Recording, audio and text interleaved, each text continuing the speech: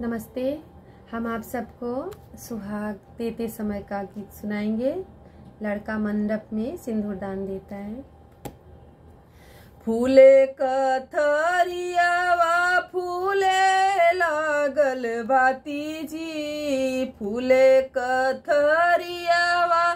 फूले लागल बाती जी, अचरा पसार धाना देई हम सोहाग जी,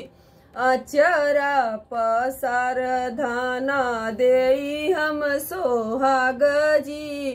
कैसे कचरा पसारी मोरे स्वामी जी, मंडप में बैठल हैं पापा हमार जी, मंडप में बैठल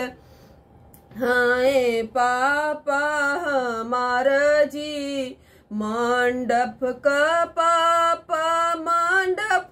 रही जई हैं जी, हमारा सुहाग धना जनमय ही बात जी, हमारा सुहाग धना जनमय ही बात जी, फूले कथरियावा फूले लागल बाती जी, अचरा पसार धाना देई हम सोहाग जी, कैसे कचरा पसारी मोरे स्वामी जी,